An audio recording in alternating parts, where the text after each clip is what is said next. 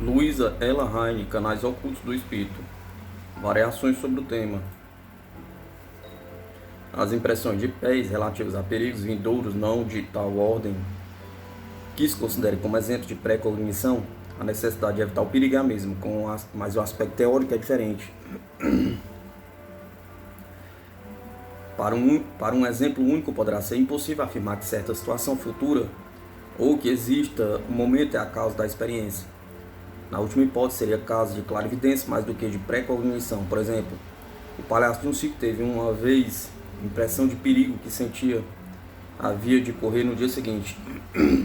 Contudo, com um defeito na estrutura do aparelho poderia já existir, e este, mais do que o acidente no dia seguinte, poderia ter sido a base do palpite.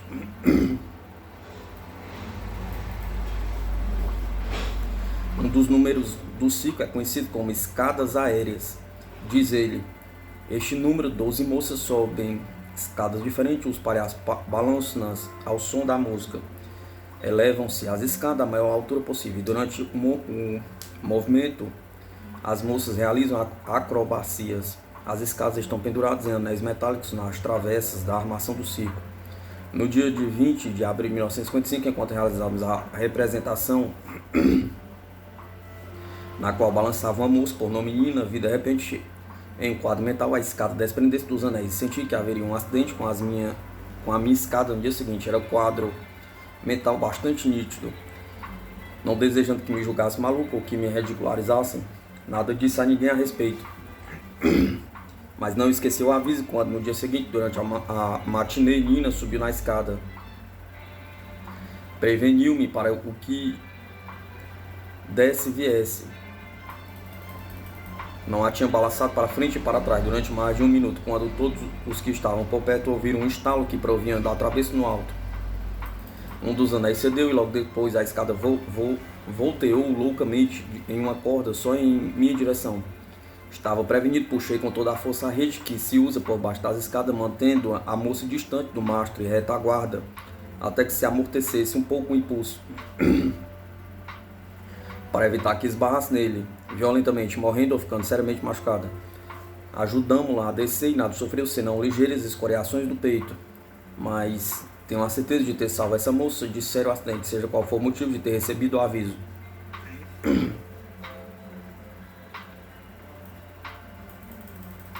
Espécie comum de experiência de pés entende como moléstia futura ou ameaça de doença.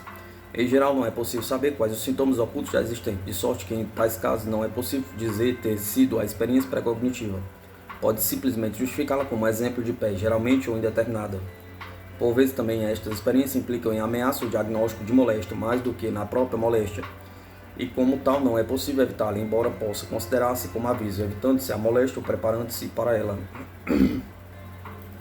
Uma família que vivia em região afastada na Austrália compreendia 3 meninos e 2 meninos gêmeos, de 2 anos e meio de idade, diz o pai. Trabalhava das 2 horas da tarde até depois da meia-noite, e às vezes mais de 1 hora até 1 da madrugada. Uma noite encontrei a mulher sentada com um dos gêmeos no colo, ninando. Estava com um pouco de febre. Achamos que era um princípio de malária. A malária era comum e estamos sempre preparados para tratá-la.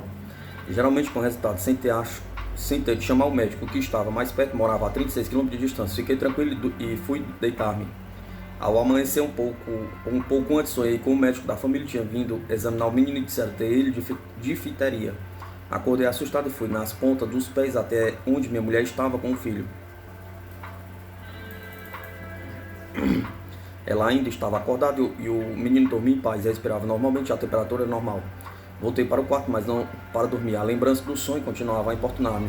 Raciocinei comigo mesmo que, isolados como estávamos, sem que os nossos filhos tivessem contato com outras crianças, sem que houvesse qualquer caso de difteria dentro de muitos quilômetros de raio, era ridículo que me afligisse por causa do sonho. Depois de algum tempo, não pude mais me conter, mas não queria confessar o motivo devido à consideração por minha mulher.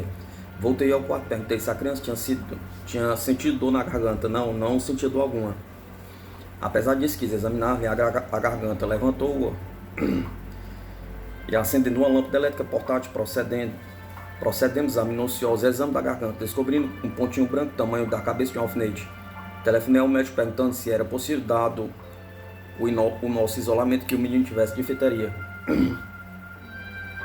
Respondeu que às vezes acontece aparecer um caso, não se sabe como, e visto ser grande a distância e o pontinho branco na garganta dá motivo a suspeitas, veria trazendo bastante antitoxinas para todos.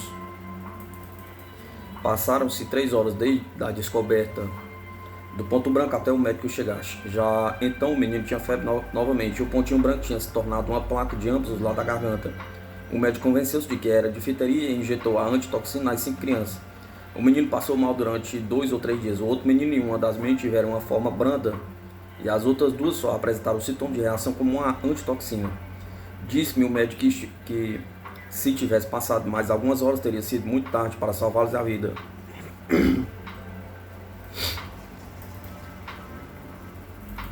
Pode também acontecer que uma cena pré-concebida não represente realmente um desastre, mas se associe intimamente com algum. Na realidade, impede uma catástrofe, chamando a atenção para o perigo.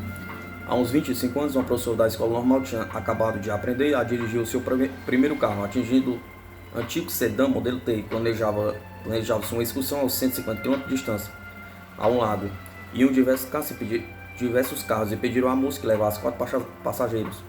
Embora um pouco nervoso por assumir tal responsabilidade com o científico, ficou resolvido que acompanharia a amiga Ana, que sabia o caminho. Na véspera do piquenique, a moça acordou de um sonho aterrador. Pensou que estivesse acompanhando o carro de Ana por uma estrada no interior que se tornava cada vez mais difícil. De repente, a estrada começou a descer para uma ravina, tornando-se a descida cada vez mais íngreme, podendo ela ver na base da montanha uma curva apertada, diretamente em frente de um paredão de rocha. Num sonho, parecia-lhe cheirar alguma substância a queimar-se. Os freios não funcionavam. Foi quando acordou. Antes do café pela manhã, contou o sonho aos outros e, apesar da zombaria, disse que não tomaria o café senão quando descobrisse o que fazer em tal situação. Foi procurar um vizinho que lhe disse se os freios queimassem deveria dar marcha ré. Tudo aconteceu bem na viagem durante 1 hora mais ou menos, acompanhando ela o carro de Ana, conforme tinha combinado.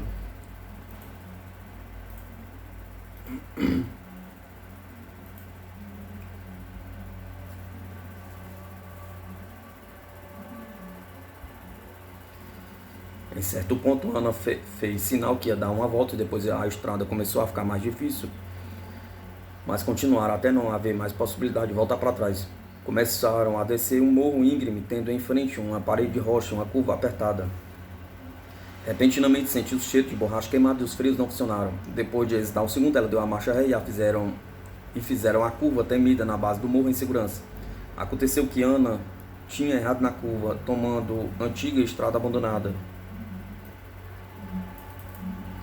Devido ao sonho e à preocupação que provocou, evitou-se provavelmente um desastre. Quem reconhece o cenário da impressão pré-conhecida, mesmo que não seja ocorrência indesejável, pode procurar ver que não se realiza, simplesmente para examinar a possibilidade. Às vezes parece que o sonho ganha. O ajudante de chofer de um caminhão das lojas Sears Roebuck tinha a obrigação de ajudar todas as manhãs o chofer a carregar o caminhão para as entregas do dia. Mas conforme explica, o chofer tinha o costume de chegar sempre quando metade do carro já estava carregada. Certa manhã, em 1945, o chefe, como de costume, veio distribuir as entregas do dia. Lembrando-me logo de um sonho que tivera na noite precedente. Nele acabara, naquele instante, de carregar o carro, embora tivesse somente pela metade. Era o que havia para o dia. À direita estava um aquecedor num engradado.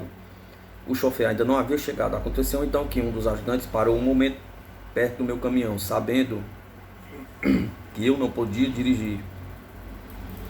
Caçoou com aceno afrescesado que eu seria obrigado a levar o carro sozinho, porque o chofer não estava. Por simples curiosidade, foi examinar os recibos para verificar se devia levar algum aquecedor.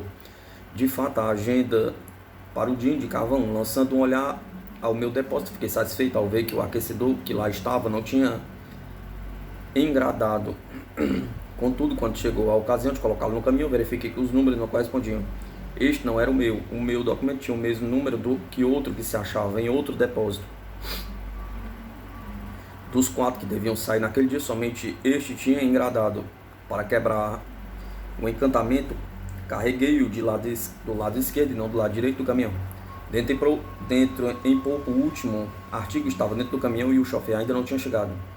Ocorreu-me então que tinha me enganado pensado ter contrariado o sonho colocado o aquecedor conforme eu fizer. Afinal de contas, o lado esquerdo para quem está do lado de fora do caminhão é o lado direito para quem está dentro.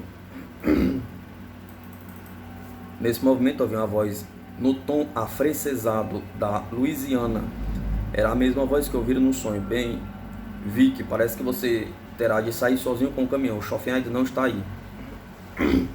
Resumindo, o que nos dizem essas tentativas para evitar um evento vindouro? Pergunta. Está claro que qualquer experiência de pés, pré-cognitivo ou não, que alerte alguém de um perigo pode utilizar-se como aviso de qualquer outra origem e se tomar medidas preventivas apropriadas, estas darão resultado. A dificuldade consiste em que muitas vezes a impressão de pés não é suficiente, clara e completa para servir de base a contramedidas inteligentes. Em tais casos, se tomarem medidas, poderão ser inadequadas. A segunda dificuldade é o controle. Mesmo quando a mensagem é explícita, o indivíduo também não possa exercer esse controle suficiente sobre a intuição. É a ideia de inevitabilidade gira em torno deste fato. Se a situação tem um horizonte mais vasto do que a pessoa, seus esforços talvez sejam fúteis. Embora dependa do indivíduo até onde se aplica o termo vasto. É bastante complicado o aspecto teórico dos acontecimentos previstos e evitados, mas quando se considera o caso que se afiguram decisivamente pré-cognitivos, não é possível dizer que com toda certeza que qualquer acontecimento tivesse ocorrido, mas a vontade humana o evitaria.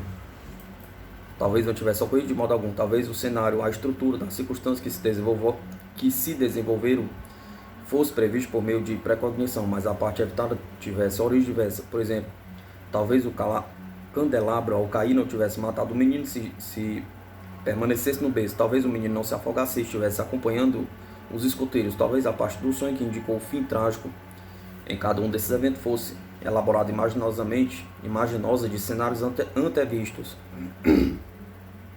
Tudo isso é teoricamente possível, mas quando as experiências não têm a aparência de se constituírem de componentes mentais de duas espécies, ninguém poderá dizer se esta alternativa ou qualquer outra exista para a ideia que os acontecimentos não precisam ocorrer mesmo quando guinadamente preconhecidos. Tirou-se a criança do berço, impediu-se que a criança fosse ao rio. De tal maneira não dispomos de qualquer prova que nos mostre o que teria acontecido sem essas intervenções, e não é possível aduzir qualquer prova final que indique ter sido o evento evitado genuinamente preconhecido. Em 1939, uma mulher de Detroit teve um sonho a respeito do irmão que vivia em West Orange, New Jersey. Sonhou que ele tinha feito uma excursão às montanhas e que o carro tinha virado, prendendo-o embaixo. O sonho era tão lindo que telefonou-lhe às 5 da manhã. Ele atendeu e, como parecia que tivesse levantado da cama naquele momento, ela perguntou por que se levantava tão cedo. Disse que ia com a mulher dar um passeio em Jesse Turnpike. Contou-lhe o sonho e ele desistiu do passeio. O que revela um caso como este? Pergunta. Sem dúvida, o sonho evitou desastre provável, mas não ficou qualquer prova que demonstre nada mais ter sido do que sonho mau. O único detalhe suscetível de verificação é ter se projetado uma excursão. Teriam ocorrido o sonho e a excursão quase ao mesmo tempo poderia ter coincidência devido tão só ao acaso. Este caso representa a dificuldade própria aparente que impede a realização de experimentações para provar que é possível evitar qualquer evento preconhecido. Da mesma forma que não é possível provar qualquer questão em direito quando se destrói as provas, assim também não se pode provar ter ocorrido a precognição se interfere com um elemento pré-conhecido ou se destrói. Muitas provas de precognição realizam-se em geral fazendo com que os sujeitos declarem por escrito a ordem em que julgam ficarem as cartas de um baralho depois de terem sido baralhadas de qualquer maneira. O registro desta ordem é então o alvo, e a relação das chamadas do sujeito deve com ele coincidir para revelar a precognição até um ponto significativamente acima da probabilidade. Seria necessário interferir com relação ao alvo se pretendesse desviar os acertos. Se assim acontecesse, não seria possível dizer se as chamadas do sujeito foram ou não corretas. Em outras palavras, ninguém poderá dizer se as predições revelam precognição ou se são simplesmente palpites. Até agora ainda não se descobriu o meio de evitar este impasse na estruturação de experimentação conveniente para provar esta questão. Contudo, até que se tornem possíveis provas experimentais, as sugestões fornecidas pelas experiências atuais são de grande interesse. não nos proporcionam a prova final, mas fornecem as melhores indicações em que se possa dispor atualmente. Tais indicações não sugerem futuro fixo e imutável, pelo menos não no nível prático. Enquanto o universo é firme, não podendo alterar a vontade humana, e as pequenas ações dos homens bruxuleiam e deslocam-se contra esse fundo estável de certa maneira, tão ainda inexplicável como contraditória. A vontade dele, embora minúscula, parece capaz em certas ocasiões de defendê-lo, e o que lhe pertence contra perigos ainda ocultos no futuro. Se desenvolver a orientação à aptidão pré-cognitiva, como em tempo será razoável esperar se dê, a sua atuação mesmo dentro dos limites, de certo limite, será evidentemente de indivisível valor para a humanidade, especialmente se encontrar por meio de maior compreensão dos processos de PES, a maneira de melhor focalizá-la, por assim dizer. Se por meio das atuais indicações fosse possível esclarecer as impressões imperfeitas de PES, especialmente as que sugerem perigos vindouros, seria possível conseguir a ação preventiva inteligente com indizível vantagem para a humanidade. O problema do controle. As pessoas que passaram por experiência de PES notam frequentemente que não lhes é dado tê-las à vontade, não podem produzi-las, mas somente recebê-las quando se apresentam. Disse aí que, na sua maior parte, as pessoas que se viram envolvidas nos casos anteriormente expostos ficariam mais ou menos surpreendidas com as experiências. Que a mensagem importasse em algo que precisassem ou desejassem conhecer, ou que fosse simplesmente casual, parecia simplesmente vir, não resultando da intenção para obter a informação por esse meio. Em certos casos, o indivíduo terá a experiência de PES que lhe faz conhecer algum acontecimento que não o interessa diretamente. Em seguida, talvez não tenha qualquer aviso quando lhe está assomada à frente grande crise pessoal. Tal indivíduo quase perguntará com certeza por quê. Se me foi possível conhecer o outro conhecimento, porque não soube deste que me interessa tão mais profundamente? Pergunta. Por exemplo, considera-se o caso de uma senhora de Minnesota que teve várias experiências de PES em temas que não lhe apresentam interesse imediato. Uma delas ocorreu às 2 horas da madrugada e, embora o sonho era tão real, diz ela, eu fiquei tremendo de medo, levantei-me, desci as escadas e fui examinar a secretária de meu pai, perto das escadas. De fato, era simplesmente uma secretária, mas minha visão a transformara de um lado em pequeno painel de telefones e eu estivera procurando histericamente despertar famílias na região norte do nosso estado que fossem em socorro de uma família de lavradores cuja casa estava pegando fogo. A princípio tinha visto a fumaça enquanto observava as chamas interromper pelas janelas. A família estava presa.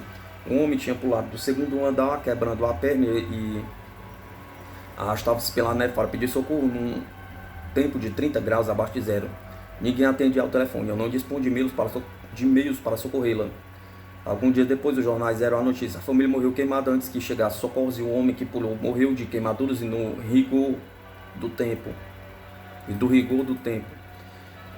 Depois de dar este exemplo, ela pergunta, por que não tive um aviso de que estava para acontecer há 2 anos, quando meu marido se despediu de mim e foi embora para suicidar-se? Pergunta. Se PES fosse processo consciente, como ver ou ouvir, seria possível orientá-lo e utilizá-lo quando necessário, colhendo as vantagens indizíveis resultantes. Todavia, sabemos que se origina no profundo inconsciente, a informação somente chega à consciência que escapa ou vence inúmeros riscos que o indivíduo não percebe conscientemente. Devido à falta de controle desse processo inconsciente, a PES nunca se revelou como meio fidedigno de conhecer. Sempre existiu, sem dúvida alguma, o desejo de ter o conhecimento a respeito de eventos quaisquer além do alcance dos sentidos. Devido a todo desejo de desenvolver esses processos de Buena Dish, mediunidade, profecia e adivinhação, e com eles as respectivas técnicas, desde o emprego de bola de cristal, a carta de jogo, até galhos em forquilhas e folhas de chá. Apesar destas tentativas para a prática de PES serem velhas como o tempo, e a despeito de qualquer sucesso local que tais tentativas tenham tido ou parecem ter tido, não se desenvolveu confiança geral nos resultados. Em atividades como a medicina, a engenharia e mesmo a agricultura criaram-se maneiras de proceder comparativamente seguras e fidedignas. Mas tal não se deu em qualquer setor que dependa de psi espontânea, esquiva. A situação tem sido sempre como se um indivíduo, sem entender de máquinas, fizesse funcionar complicado mecanismo. Entretanto, empurrando esta alavanca e puxando aquela, tem conseguido por vezes sucessos limitados, mas é provável que não se consiga controle completo sem compreender os princípios em causa. Sem dúvida, muitas experiências de pés, conforme o leitor já deve ter percebido, têm certa utilidade. O indivíduo é capaz de utilizar a informação de pés quando ela vem, assemelhando-se ao lampejo de um farol para quem vagueia na escuridão. Por exemplo, uma mulher de Oklahoma verificou que a experiência que teve ajudou a superar um período de grande ansiedade. Esperava dar à luz em janeiro de 1952. Na noite de 30 de outubro de 1951, sonhou, conforme conta, que estava no lado de fora da janela de uma maternidade, em companhia de meu marido,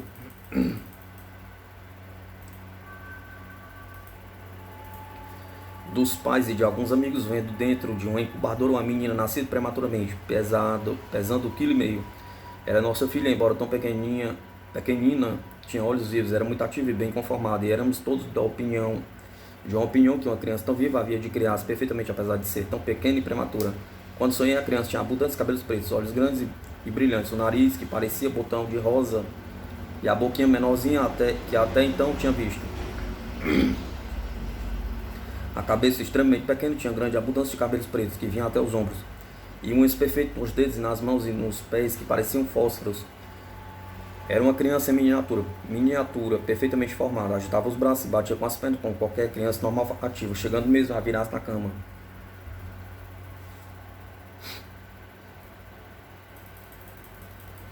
De manhã contei o sonho a meu marido, aos pais e a um parente que estava de visita na ocasião. O sonho era extremamente nítido e nunca esquecerei como completei aquela criancinha, observando-a nos menores detalhes, como somente a mãe faria.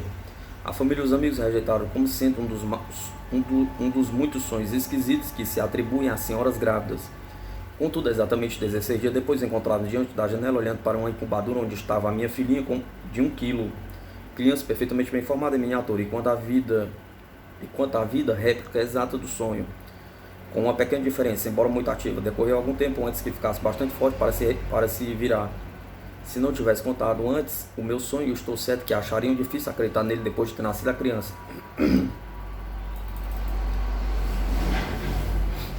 Assim também, da mesma forma que o sonho, ouvi muitas pessoas fazer a observação que a criança tão viva, agindo tão normalmente, havia de criar-se perfeitamente bem. E assim foi. Um pouco tempo depois, tornou-se criança normal, rechonchuda. Eu estou certo de que o sonho ajudou-me a passar os primeiros dias ansiosos depois do nascimento. Às vezes, alguém que teve muitas experiências de pés passa a considerar como hábito, utilizando-se da maneira bastante apropriada, mesmo quando houver a tendência de esquecer os fracassos e lembrar somente o sucesso. É possível perfeitamente considerar a impressão que tem do sucesso com certa seriedade. Nem todos chegam mesmo a imaginar que fizeram uso de pés. Uma mulher de Massachusetts escreve que em numerosas ocasiões ela e o marido conheceram o pensamento um do outro. Moramos a uns 46 quilômetros da cidade e meu marido faz a viagem frequentemente de trem.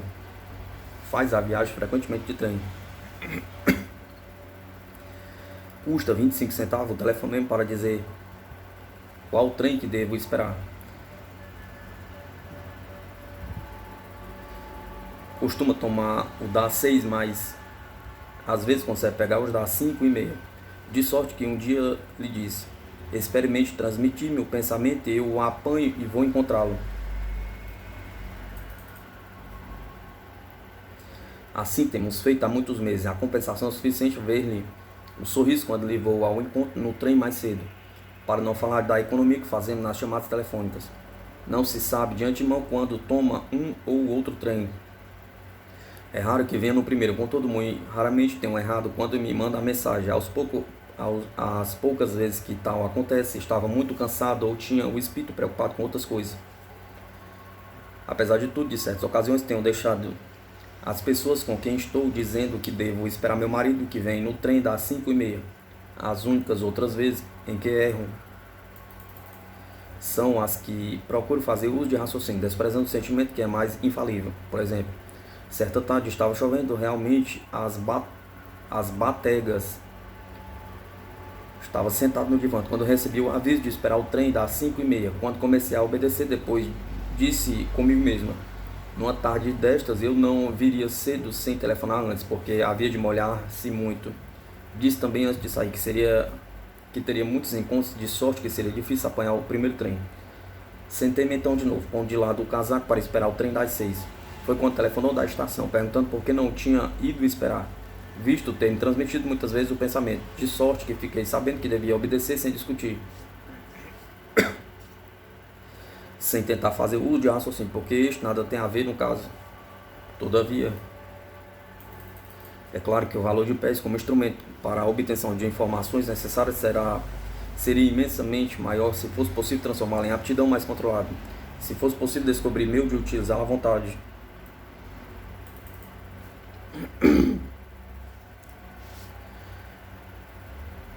Os benefícios práticos seriam enormes. A pesquisa respectiva seria coroada de êxito com maior facilidade e rapidez. Por este motivo, um dos principais objetivos da pesquisa parapsicológica atual é descobrir a maneira de controlar pés, a fim de diminuir os riscos que corre para chegar ao estado consciente. Certas experiências de pés fornecem indicações animadoras para esta pesquisa, embora não seja possível atualmente a produção de pés à vontade.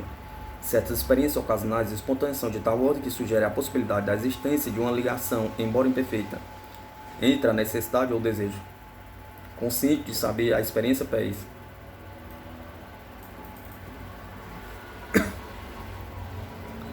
Tal experiência indica que o inconsciente talvez não esteja inteiramente fora do alcance do objeto consciente. Considera-se, por exemplo, o caso de um senhor de certo estado ocidental, atualmente importante homem de negócio, quando muito jovem sofrera pena de prisão por 1 ano. Era filho único e sabia que a mãe viúva tinha sofrido muito por isso. 3 meses depois de ter começado a cumprir a pena, ela morreu, tendo um tio comunicado o falecimento. Como os parentes moravam num estado muito distante, ele só poderia comparecer ao enterro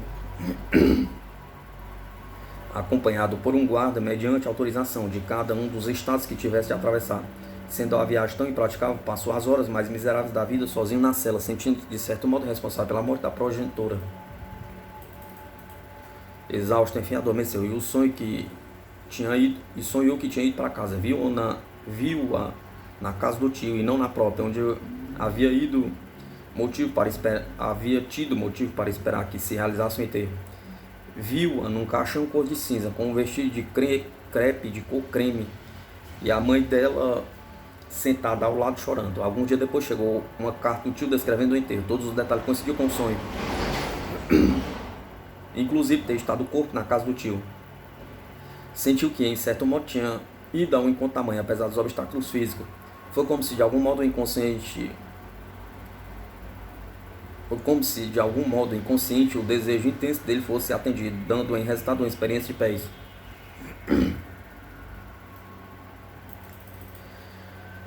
O efeito de forte necessidade para a produção da experiência de pés também se revela por vezes quando a necessidade é de outra e mais do que do próprio indivíduo. A secretária de um senador da Flórida contava entre os seus deveres o de fazer a folha semanal de pagamento do pessoal do escritório. Entre os funcionários contava-se o velho porteiro negro, que era também pastor. Tirava-se e entregava-se regularmente o cheque aos sábados, ao meio-dia, conta ela. Durante 3 anos nunca lhe fiz o pagamento, senão nessa ocasião. Há 2 semanas estava trabalhando na minha casa, em uma sexta-feira pela manhã, quando de repente fui ao cofre. Tirei o livro de cheques, escrevi o nome de Jack e levei ao senador para assinar.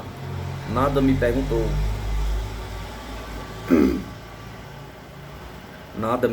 pois era encarregada desse trabalho, e francamente não tive consciência do que fizera até que me achei de volta no escritório com o cheque assinado nas mãos. Foi quando verifiquei que era sexta-feira e que havia feito o que até então nunca fizera. Abri a secretária e guardei o cheque. 1 hora depois, Jack entrou no escritório e disse: não queria incomodá-la, mas desejava pedir-lhe que me fizesse o favor de arranjar-me hoje o cheque. Abri a secretária e entreguei-lhe o cheque assinado. Ele ficou muito quieto.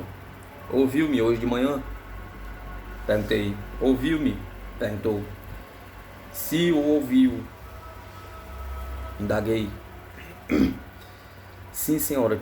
Tenho de ir à conferência da minha igreja em Witten Park amanhã de manhã, às 4 horas. Não tínhamos dinheiro e quando tomamos o café pela manhã, minha mulher perguntou-me o que ia fazer e eu lhe disse que pediria a Deus para que a senhorita G preparasse meu cheque hoje.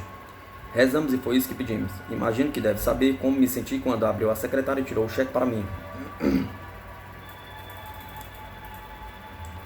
Nesse caso particular, a necessidade exprimiu-se na forma definida de oração.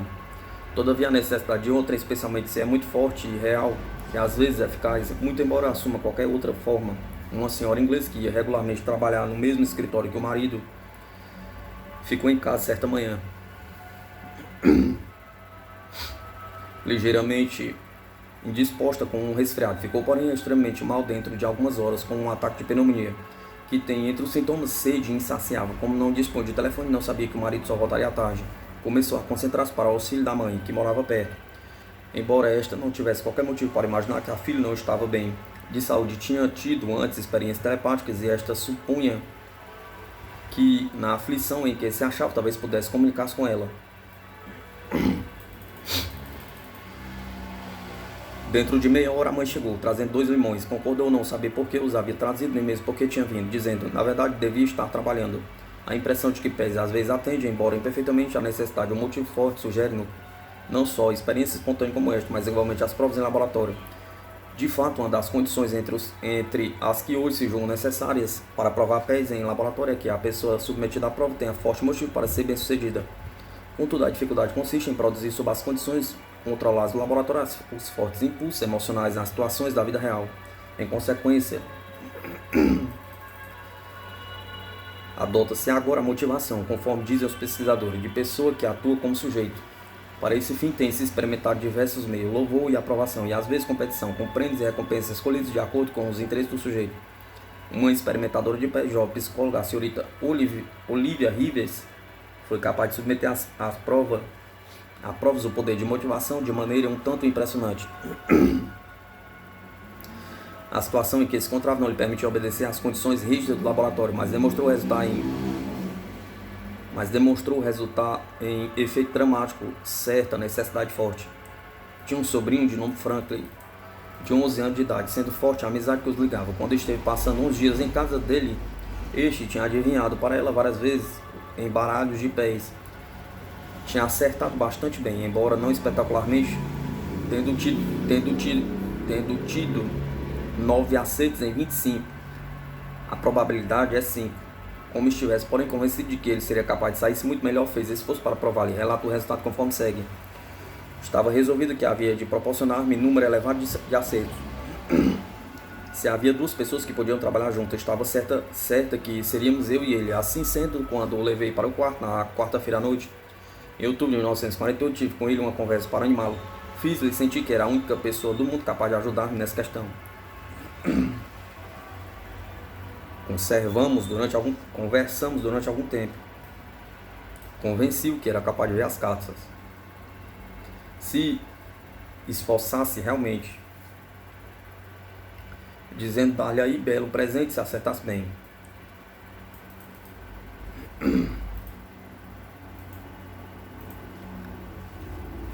Interessei-o. Chegou o momento, ele disse. Vamos, estou pronto. Atravessei o quarto, sentei-me em uma cadeira perto da parede. Ele sentou-se calmo no leito. Estávamos inteiramente satisfeitos. Sabíamos que éramos extraordinários. Ninguém mais o imaginaria. Mas o sabíamos e ali estávamos para prová-lo. Nada estava entre nós quando começamos. Na primeira série alcançou 11. Disse perceber que era capaz de acertar melhor se experimentasse. Afirmei que o sabia perfeitamente capaz disso. Logo depois fez 17. Fiquei espantado. Supus que eu tivesse assegurado de algo de que eu mesmo duvidara. Seria capaz de dizer, exclamou, que podia vê-las. Estava muito excitado, ofegante, ruborizando, com a testa molhada de suor. Disse-lhe, então, desejava alcançar a contagem de 20. Pareceu-me esmagado. 20? Perguntou. Isso mesmo, cheguei a 20, dar-lhe um prêmio muito bonito. Se chegar a 20, alguns desvios...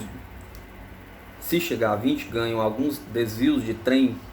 Nada sabia de desvios de trem, mas concordei imediatamente. Meu marido disse depois que foi bom não ter ele pedido a estrada de ferro B.O. Com certeza teria prometido. Olhei por alguns momentos depois disso. Vou dar-lhe os 20, respondi. E eu lhe arranjarei os tais desvios. Depois, no momento em que começou a dar o nome das casas, ficou uma vez mais excitado e tenso. Dentro em pouco, arquejava de excitação, mordia os lábios, torcia as mãos, fazia caretas. No fim, correu para mim para verificar se alcançara os 20. Tinha chegado a 19. Quando viu que havia falhado um, correu para a cama e pediu para fazer de novo, depressa. Era como se tivesse imaginado por um instante ter medo de perder, perdendo também os desvios.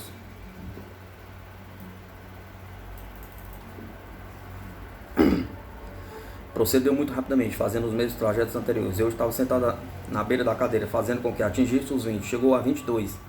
Correu para dizer ao irmão. Os dois pularam de um lado para o outro. Soube que os desvios custavam $20. teria de comprá-los para ele. É de se observar outra condição, além da vontade ou desejo intenso de conseguir número elevado de pontos. Nesta experiência, é natural que o menino tenha chegado a estado muito especial de espírito, difícil de definir.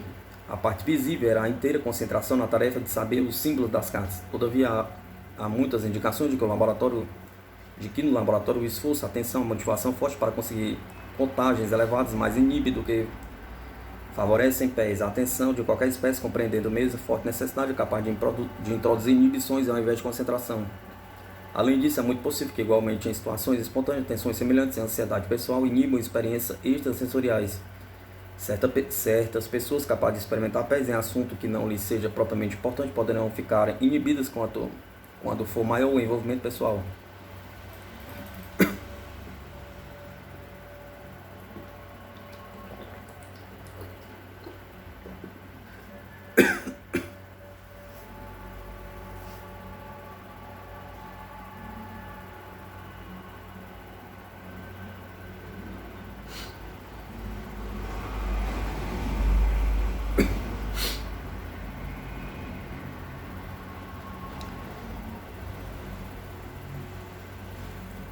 Assim se explicaria os casos semelhantes aos da senhora que teve a experiência de pés, que compreendia crises de estranhos e entretanto não teve qualquer aviso do suicídio do marido. É evidente não ser bastante tão só a necessidade, não havendo garantia de resultar a experiência de pés. É necessário também certo estado de espírito, desprendimento do que é alheio, de sorte a permitir a concentração somente no evento em causa.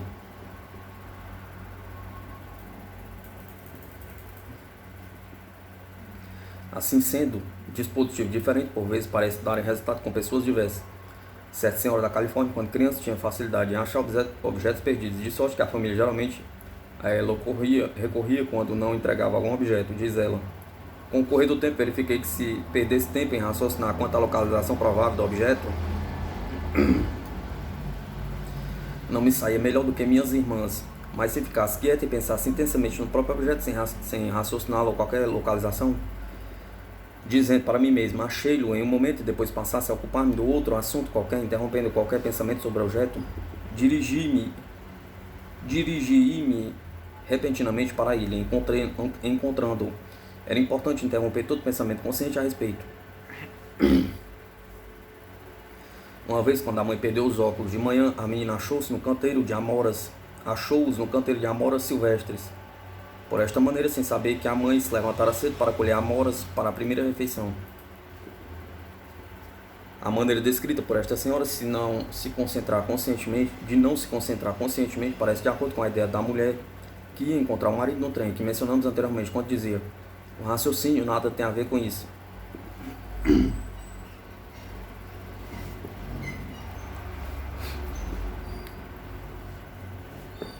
Ao mesmo tempo, porém, parece em contradição com o processo por meio do qual o menino ganhou os desvios. Acertou nas cartas mediante concentração, vistes outros parecem terem conseguido os seus objetivos pondo de lado o esforço consciente. Contudo, a contradição é simplesmente superficial. Em nenhum desses casos o indivíduo procurou raciocinar.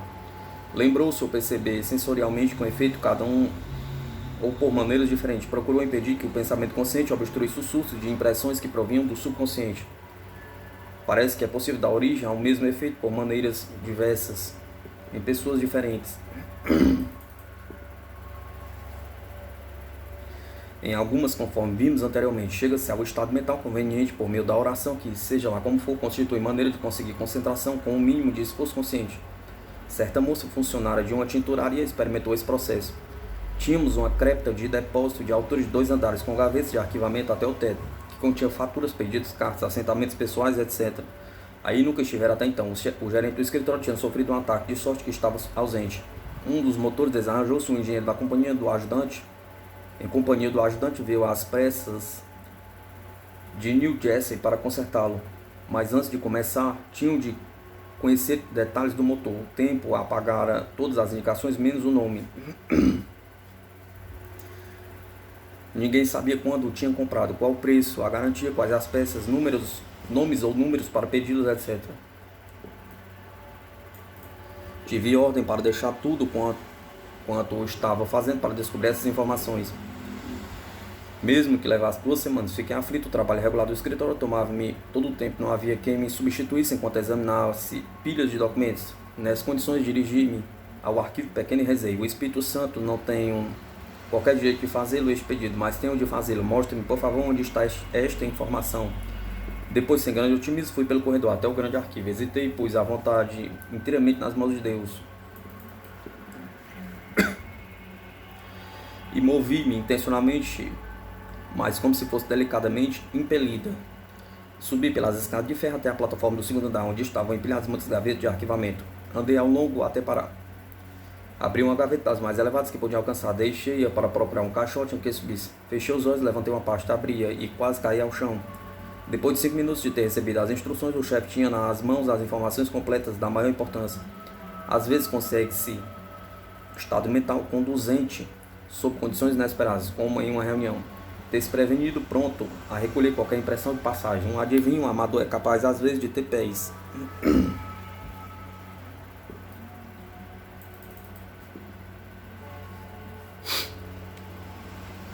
Certa moça de um estado ocidental teve experiência destas.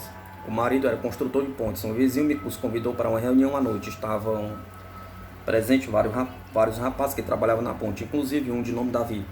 Depois de algum tempo, alguém sugeriu a Buenadicha e pediu-lhe que a realizasse.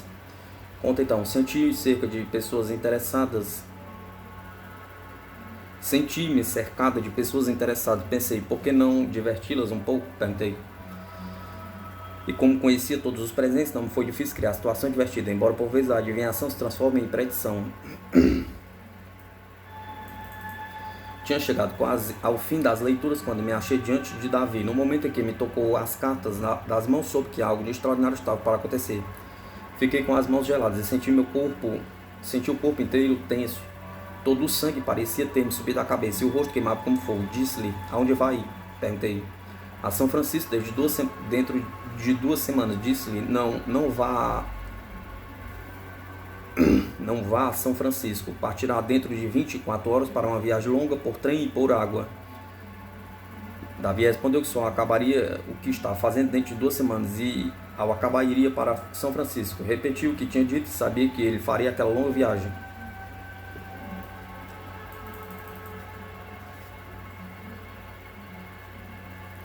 Nesse momento toda a alegria se havia dissipado.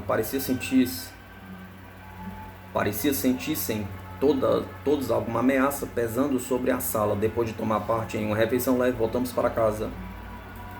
Mal entramos, minha filha me perguntou por que tinha dito aquilo a Davi. Respondi-lhe que não sabia porquê, mas tinha certeza que ele iria e dentro de prazo que anunciara. Na manhã seguinte, vi Davi seguir para o trabalho pouco depois de meu marido. Ainda não tinha passado meia hora que o vi voltar em breve, seguido pelo meu marido, que me disse: Jack morreu hoje de manhã na ponte, pouco depois de começar o trabalho. Davi parte hoje de noite para Nova Escócia com o corpo. O tio de Jack era superintendente de uma seção de obra e a casa de Jack distava uns 50 e poucos quilômetros do lugar onde morava a mãe de Davi. Ele tinha perguntado ao tio Jack se gostaria que acompanhasse o corpo até em casa. A resposta foi imediata. Dentro de 24 horas, Davi estava fazendo uma longa viagem por estrada de ferro e por água. Nestes 2 casos diferentes, o menino que ganhou os desvios e a adivinha amadora, vemos pés como se fosse alguma mola situada em grande profundidade. A origem está oculta, a passagem para fora às vezes obstruída, mas a correnteza flui logo, se removem os empecilhos.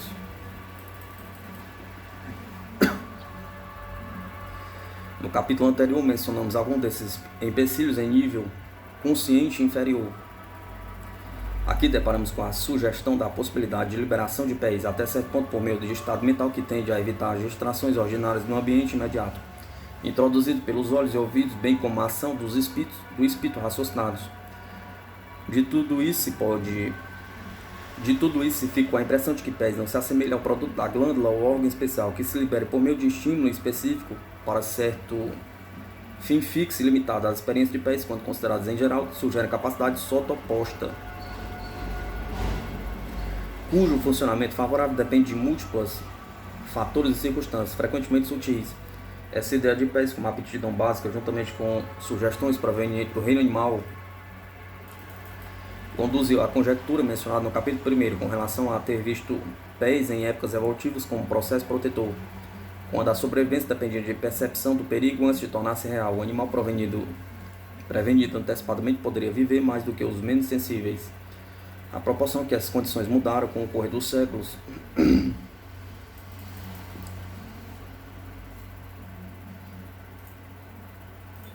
essa aptidão para ver além do presente nos conservou tão necessária. Os órgãos, nos sentidos mais limitados, mais dignos de confiança, tornaram-se cada vez mais suficientes. Portanto, é provável que durante o longo e vagaroso processo evolutivo a aptidão extrasensorial tenha deixado-se de usar-se. Agora, talvez seja para muitas pessoas simples lampejo de dote anterior, funcionando esporadicamente quando a ocasião permite, substituindo-a, desenvolvendo os sentidos, dão-nos o presente, o imediato, com segurança comparável. Em nossa época, os sentidos auxiliados por um instrumento tornam a percepção extrasensorial de eventos distantes ou futuros grandemente desnecessária para a existência humana. Por mais verdadeira que seja esta conjectura evolutiva, as duas maneiras de conhecer o mundo sensorial e extrasensorial são semelhantes sob certo aspecto, embora diferentes sob outro. Os olhos e os ouvidos não perceberão na percepção sensorial resistem a elementos ocasionais tanto quanto significativos. E vemos o mesmo alcance nos temas de pés. A diferença está em que é possível controlar a percepção sensorial em grande extensão, mas tal não acontece ainda com a percepção extrasensorial. Podemos abrir ou fechar os olhos, prestar ou não atenção aos sons em torno de nós, mas somente uma pequena minoria pode decidir quando ter ou não experiência de pés.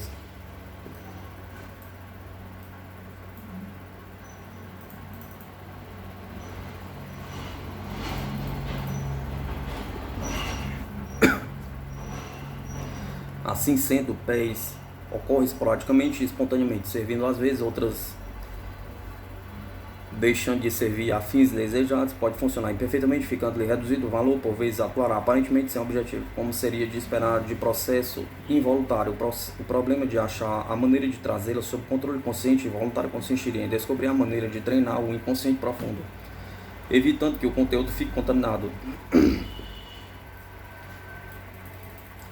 Um processo que foi já empregado e que se julgou eficiente, a hipnose. Com efeito, esta concentra a atenção do sujeito de maneira a excluir em grande parte a experiência consciente que geralmente absorve. Talvez fosse um meio de persistir a pés, contornar alguns dos obstáculos e riscos, mas em geral tal não se verificou, embora tenha contribuído para afastar obstruções conscientes e induzir impulsos mais intensos em certos assuntos. Muitos indivíduos não atuam melhor quando hipnotizados do que quando não o estão. Ou a hipnose não é capaz de remover os obstáculos para eles, ou então a estrutura da perspectiva e personalidade é tal que exige técnica especial, é diferente da hipnose. Ainda não se sabe ao certo qual será esta técnica. A compreensão de uma incógnita como pés não se conseguirá nela trabalhando por meio de outra incógnita, a hipnose. Todavia, pesquisa apropriada talvez derrame nova luz sobre as duas. Esta pesquisa afigura-se longa e difícil aos parapsicólogos. Até agora, o homem teve maior sucesso em resolver o enigma da energia nuclear do que em compreender a própria natureza íntima. Quando, porém, dispensar a esta última a atenção combinada que aquela já obteve, os resultados serão comparativamente espetaculares. Todavia, por enquanto, a utilidade de pés limita-se a manifestações espontâneas e aos efeitos semi-espontâneos captados em pesquisa experimental.